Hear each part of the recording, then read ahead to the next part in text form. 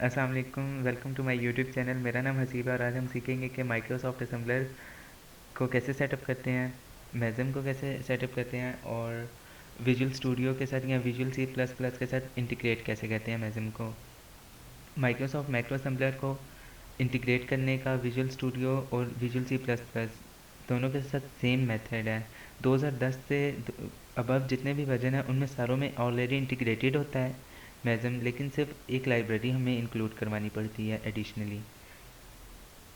इसमें हमारे पास और माइक्रो इसमें जो हम मेज़म यूज़ कर रहे हैं वो 6.115 वर्जन है और हमारे पास एक लाइब्रेरी है अरबाइन। इन दोनों का लिंक आपको मेरे डिस्क्रिप्शन बॉक्स से मिल जाएगा, आप उसे डाउनलोड कर सकते हैं। डाउनलोड करने के बाद आप एक्सट्रैक्ट करेंगे।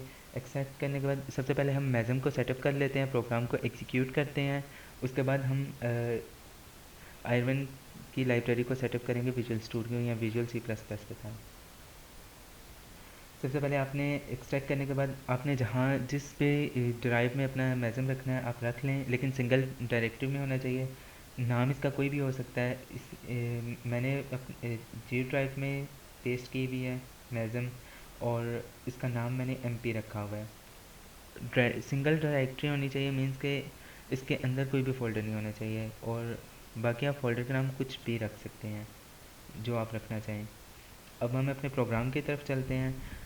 इस प्रोग्राम में हम एडिशन और सब्ट्रैक्शन परफॉर्म करेंगे और प्रिंटिंग परफॉर्म करेंगे। हमारे प्रोग्राम की सबसे पहली स्टेटमेंट है कमेंट। कमेंट एक डायरेक्टिव है और ये मल्टीपल लाइंस कमेंट्स के लिए यूज़ होती है।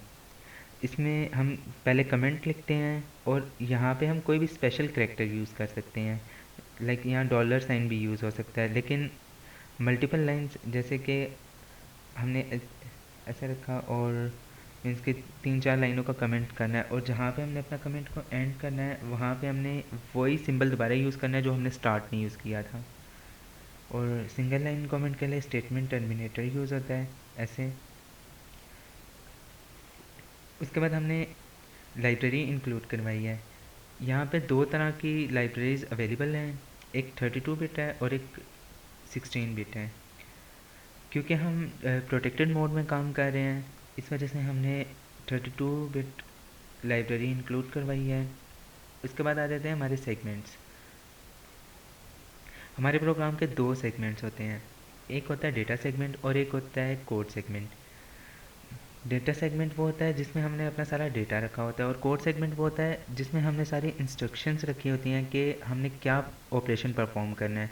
और डेटा सेगमेंट में हमने वो डेटा रखा होता है जिस पे हमने वो ऑपरेशंस परफॉर्म करवाने होते हैं। इसमें सबसे पहले हमने @ आउटपुट एक वेरिएबल डिक्लेयर किया है और बाइट उसकी टाइप है। टाइप ये बताती है कि टाइप ये डिफाइन कर रही होती है कि ये वेरिएबल में जो भी चीज़ स्टोर होगी वो मेमोरी में कितनी जगह लेगी। और जब इसकी टाइप हमने बाइट रखी है तो बाइट में ये कि हर करेक्टर एक बाइट मेमोरी रिज़र्व करेगा। 8 बाइट मीन्स के 8 बिट रिज़र्व करेगा। इसमें 0AH और 0DH ये क्या चीज़ें हैं। इसमें A रिप्रेजेंट कर रहा है 10 को और H रिप्रेजेंट कर रहा है हेक्साडेसिमल, मीन्स के A हेक्साडेसिमल में 10 को रिप्रेजेंट कर रहा है और D 13 को रिप्रेजेंट कर रहा है हेक्साडेसिमल में और 0 स्ट्रिंग टर्मिनेशन के लिए यूज़ होता है। और 13 और 10 क्या चीज़ें हैं, 13 और 10 न्यू लाइन फीड है और 13 कैरी रिटर्न के आस्की कोड्स हैं। न्यू लाइन का मतलब होता है कि नेक्स्ट लाइन में शिफ्ट हो जाना और कैरी रिटर्न का मतलब होता है कि वहाँ से बिल्कुल स्टार्ट में आ जाना। उसके बाद हमने एक और स्ट्रिंग डिफाइन की हुई है जिसमें अपना नाम रखा हुआ है और इसमें मैंने 10 और 13 डेसिमल्स में लिखे हुए हैं और 0 स्ट्रिंग टर्मिनेशन के लिए है। उसके बाद हमने एक और स्ट्रिंग डिफाइन की है जिसमें हमने सिर्फ एक लाइन रखी हुई है और यहाँ पे हमने दो नंबर्स डिफाइन किए हुए हैं। एक नंबर 1 है जो डबल वर्ड है। डबल वर्ड मतलब एक बाइट 8 बिट लेता है और 2 बाइट मिलके एक वर्ड बनाते हैं जो 16 बिट स्पेस मेमोरी में लेते हैं। और डबल वर्ड 32 बिट मेमोरी में स्पेस लेता है। और अब ये 32 बिट ही क्यों है, 32 बिट इसलिए कि एक जो इंटीजर है वो 4 बाइट मेमोरी में जगह लेता है सेव होने के लिए। इसी तरह हमने दो इंटीजर्स, एक नंबर 1 और एक नंबर num2 के नाम से डिक्लेयर कर लिए हैं, और कुछ मैसेजेस जो हमने स्ट्रिंग में सेव कर लिए। और इससे नीचे वाला पार्ट जो है वो मतलब उसमें चेंज सिर्फ ये है कि जो नंबर हमने डिक्लेयर किया ना वो सिर्फ हेक्साडेसिमल में है। ये एच रिप्रेजेंट कर रहा होता है कि ये नंबर हेक्साडेसिमल में है। और इसमें एक चीज़ डिफरेंट है, वो है 32 आस्की कोड है स्पेस का, कि हमने किसी भी जगह स्पेस प्रिंट करनी हो तो हम 32 पास करते हैं। और एक चीज़ चेंज है, वो है 9 टैब स्पेस का आस्की कोड है। अब हम अपने कोड सेगमेंट की तरफ आ जाते हैं। सबसे पहले कोड सेगमेंट में हमने फंक्शन बनाया। यहाँ पे असेंबली लैंग्वेज में फ़ंक्शन को प्रोसीजर बोलते हैं। हम लाजमी नहीं कि मैंने मेन के नाम से बनाया है, मेन फंक्शन को होना ज़रूरी नहीं, किसी भी नाम से फंक्शन बन सकता है। हमने एक प्रोसीजर डिफाइन किया मेन, और इसमें पहली स्टेटमेंट कॉल की हुई है, call C R L F same enter का काम करती है कि 10 और 13 ही पास कर रही होती है, मीन्स के कैरी न्यू लाइन और कैरी रिटर्न। उसके बाद लोड इफेक्टिव एड्रेस एक निमोनिक्स है। निमोनिक्स मतलब कीवर्ड स्पेशल पर्पस के लिए यूज़ होते हैं, जो लैंग्वेज में डिफ़ाइन होते हैं कि क्या काम करेंगे। EDX हमारा डेटा रजिस्टर है, और आउटपुट हमारे वेरिएबल का नेम है जो हमने डेटा सेगमेंट में डिफ़ाइन किया था। लोड इफेक्टिव एड्रेस ये काम करता है कि जहाँ से हमारी स्ट्रिंग शुरू हो रही है मेमोरी में, उसका स्टार्टिंग एड्रेस उठा के डेटा रजिस्टर में डाल देता है। नेक्स्ट फंक्शन हमने यूज़ किया call rate string. Call rate string ये फंक्शन ये परफॉर्म करता है, ये काम परफॉर्म करता है कि वो हम जो भी एड्रेस डेटा रजिस्टर ने कंटेन किया होता है उसको स्क्रीन पे प्रिंट कर देता है। बैक एंड पे इसका ये हो रहा था कि हमने पढ़ा है कि जब भी हम हार्डवेयर से कोई चीज़ हार्डवेयर से कम्युनिकेशन करते हैं, कोई चीज़ लेनी या उसे देनी होती है, तो हम इंटरप्ट बेस्ड काम कर रहे होते हैं। इसके बैक एंड पे कॉल एट स्ट्रिंग के बैक एंड पे एक इंटरप्ट जनरेट हो रहा होता है जो INT21H होता है। INT21H टेक्स्ट प्रिंट करने के लिए होता है, और सेम इसी तरह एक और इंटरप्ट भी होता है, वो INT10H होता है, वो ग्राफिकल रिप्रेजेंटेशंस के लिए होता है। और इसमें एक चीज़ और पास करते हैं, वो हम एक्यूमुलेटर को 9 पास करते हैं। 9 एक हाई सर्विस रूटीन है, जिसका मतलब है कि स्ट्रिंग को प्रिंट करना। कॉल एट स्ट्रिंग के बैक एंड पे ये काम हो रहा होता है। और लोड इफेक्टिव एड्रेस फिर से वो काम करता है कि स्टार्टिंग एड्रेस उस चीज़ का उठा के डेटा रजिस्टर में डाल देता है। और लाइन में हमने एक लाइन रखी हुई है क्योंकि हम एक लाइन प्रिंट करना चाहते हैं। आउटपुट में हेलो रखा हुआ था, हेलो वर्ड के बाद एक लाइन प्रिंट होगी। इसमें सेम यही काम होगा। और इसके बाद एडिशन की तरफ चलते हैं। एडिशन में हमने सबसे पहले मूव किया EAX में 1000।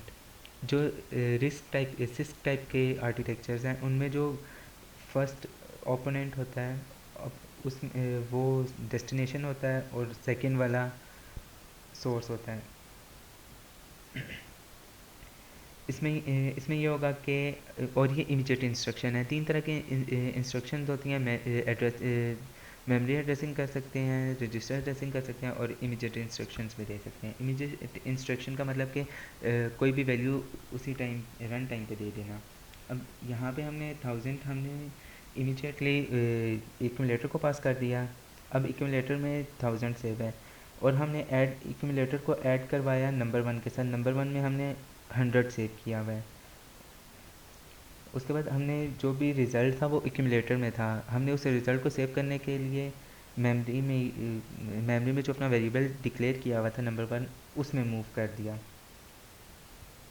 और कॉल एट स्ट्रिंग ये पहले हमने लोड इफेक्टिव एड्रेस में लाइन पास की थी, और उसके बाद हमने कॉल एट स्ट्रिंग की कि एक लाइन प्रिंट कर दे, और CRLF एक लाइन छोड़ देगा।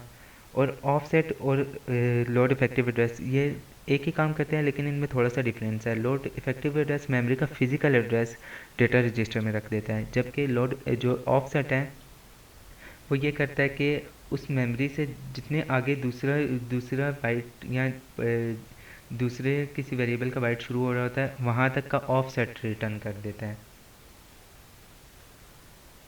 कॉल एडेक ये काम करता है कि जो भी एक्यूमुलेटर में रिज़ल्ट पड़ा होता है इंटीजर्स के लिए यूज़ होता है, वो उसको डिस्प्ले कर देता है। इसी तरह हमने हेक्सा का एक प्रोसीजर बनाया है और उसको कॉल हमने मेन में किया हुआ है। और एग्जिट, ये जो एग्जिट है ये विंडोज़ का अपना प्रोसेस है, ऑपरेटिंग सिस्टम का अपना प्रोसेस है। ये काम करता है कि हमारे प्रोग्राम को बिल्कुल सही टर्मिनेशन करता है, क्योंकि हमारे जिस भी प्रोग्राम ने एग्जीक्यूट होना होता है वो पहले कुछ मेमोरी और कुछ रिसोर्सेज को रिज़र्व कर लेता है। ये एग्जैक्ट ये काम करता है कि विंडो ये हमारे ऑपरेटिंग सिस्टम को बता देता है कि अब ये प्रोसेस डेड होने वाला है, तो जो भी चीज़ें दी हुई हैं वो वापस रिवोक कर लें, और जितने भी रिसोर्सेज ऑपरेटिंग सिस्टम ने अलाउ किए होते हैं वो रिवोक कर लेता है। उसके बाद हमने एक और प्रोसीजर बनाया है और हमने इस एग्जैक्ट से पहले कॉल किया हुआ है, मीन्स कि इस प्रोग्राम की टर्मिनेशन से पहले ये फंक्शन जो लिखा हुआ है वो एग्जीक्यूट होगा। इसमें सिर्फ चेंज ये है कि हमने जो एडिशन करवाई है वो हेक्साडेसिमल में करवाई है और कॉल एट हेक्स कॉल किया हुआ है। हेक्स ये काम करता है कि उस नंबर का हेक्साडेसिमल ही शो कर रहा होता है। अब हम एग्जीक्यूशन की तरफ चलते हैं। हम कमांड प्रॉम्प्ट ओपन करेंगे। मैंने अपनी जी ड्राइव में रखा है, आपने जहाँ भी रखा होगा अपना मेज़म, आप उस ड्राइव में जाएंगे। सी डी चेंज डायरेक्टरी के लिए यूज़ होता है और मैंने एम पी के नाम से फ़ोल्डर बनाया हुआ था। मेक32 एक बैट फाइल है। ये काम करती है कि हमारे जो भी प्रोग्राम होता है उसका पहला ऑब्जेक्ट होता है वो पास कर देती है। और मैंने अपने नाम से प्रोग्राम को सेव किया था। उसके बाद ये हमें बता देता है कि ASM फाइल जनरेट हो गया है, एक्जी फाइल जनरेट हो गया है, link file, list file, object file और PBD फाइल जनरेट हो गई है। एग्जीक्यूट करने के लिए और कंपाइल करने के लिए दोनों में हमने फ़ाइल के साथ एक्सटेंशन नहीं देनी होती, लेकिन जब हम सेव करते हैं फ़ाइल को तब .asm की एक्सटेंशन के साथ करते हैं। और ये हमारे प्रोग्राम की आउटपुट आ रही है।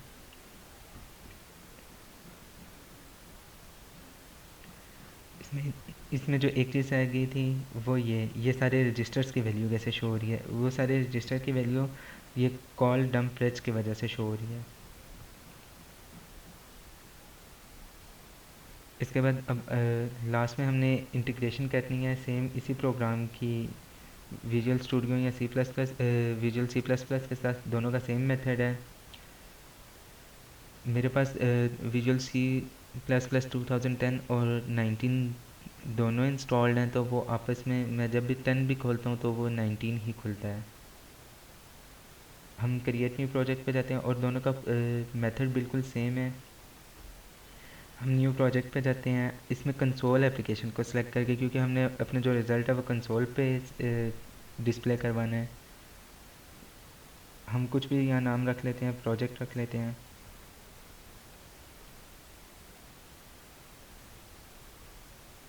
ये हमसे पूछा कि मैंने कोई एक पहले प्रोजेक्ट बनाया था, वो पूछा उसका सलूशन आपने सेव करना है या नहीं।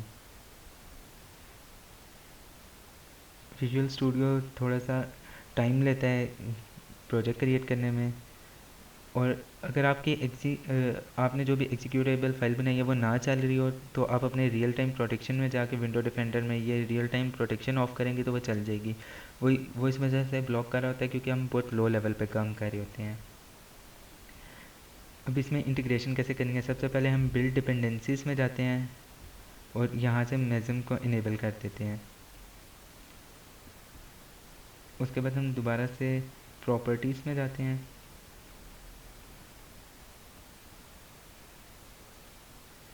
लिंकर्स में जाते हैं और यहाँ पे हमें ये शो कर रहा होगा कि डिबगिंग। इनपुट में जाते हैं। इनपुट में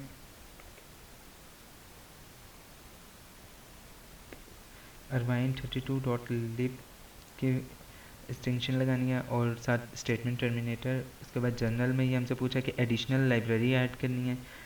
एडिशनल लाइब्रेरी का वही पाथ देना है जहाँ पे आपने लाइब्रेरी को पेस्ट किया था। मैंने सी में किया था, इस वजह से मैं सी का पाथ दे रहा हूँ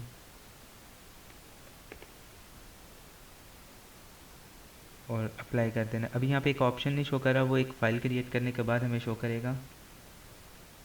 उसके बाद हम सोर्स फाइल में जाते हैं, सीपीपी फाइल में जाते हैं और इसको रिमूव कर देते हैं, हमें इसकी ज़रूरत नहीं है। हम ऐड न्यू आइटम पे जाते हैं। यहाँ पे फ़ाइल का नाम कुछ भी रख सकते हैं, लेकिन उसकी एक्सटेंशन ASM होनी चाहिए बस। मैंने इसे सोर्स ही रहने दिया है। और यहाँ पे हम अपना वही प्रोग्राम पेस्ट कर देते हैं जो हमने पहले अपने मेज़न पे रन किया है। ये भी एग्जीक्यूट नहीं होगा क्योंकि हमने एक सेटिंग वो यहाँ पेस्ट करने के बाद शो करता है, वो ये सेटिंग है माइक्रोसॉफ्ट माइक्रो असेंबलर की। और इसमें इंक्लूड पाथ में सेम वही पाथ देना होता है जहाँ पे हमने अपनी लाइब्रेरी को पेस्ट किया होता है। और इसके बाद अगर हम इसको डिबग करते हैं,